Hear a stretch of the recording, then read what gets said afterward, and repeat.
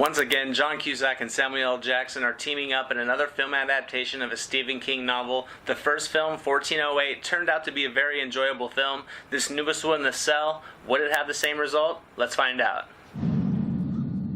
Are you coming home? Are you coming home? I just want you to come home. Johnny's voice. No, it's not. I just want No, you to come that home. is not your son. I just want you to come Clay. home. Cell stars John Cusack, Samuel L. Jackson, and Isabelle Fuhrman, and basically follows this trio as they try to evade an apocalyptic plague that gets swept across the globe using these mysterious cellular signals, most of which are transmitted through phones. And as these signals turn the population into chaotic versions of zombies for the most part, the group will try to stay alive so they can reach New England so that John Cusack's character can hopefully be reunited with his lost son.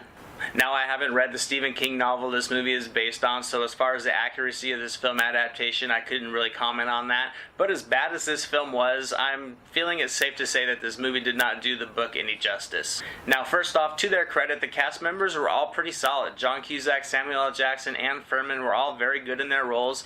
Once again, Cusack and Jackson have a great chemistry with one another, and for the most part, they sell their characters. But as much as this trio of performances tried to carry this movie along, it was just not a good film on many levels. From a technical aspect, the special effects in this movie were just not very good at all. Some of the smoke effects and fire effects just look so cheap. They were worse than some of the TV shows I've seen, and regardless of what the budget is in this movie, with a little ingenuity and a little ambition, they probably could have used some practical effects that would have in the end looked so much better than some of the stuff that was on here.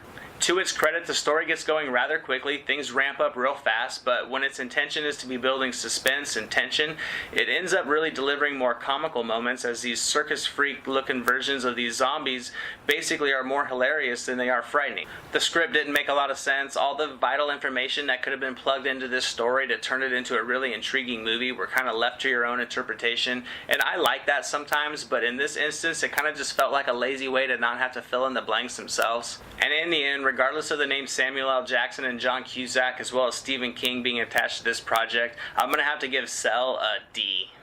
Jackson and Cusack might have been sleepwalking through this movie, but even 50% of their efforts make this one just slightly above an F, in a film that's just extremely forgettable and not really worth the time. And that's really all I have to say about this one. Did anybody else check out Cell? If you did, let me know what you thought about it in the comments below. As always, guys, thank you so much for watching. I really appreciate it. If you'd like to check out some other reviews, here's a couple links for you to check out. And if you like videos like this and you'd like to see more, don't forget to subscribe. As always, I'm Anthony. This is a SilverScreen analysis, and I'll see you guys at the movies.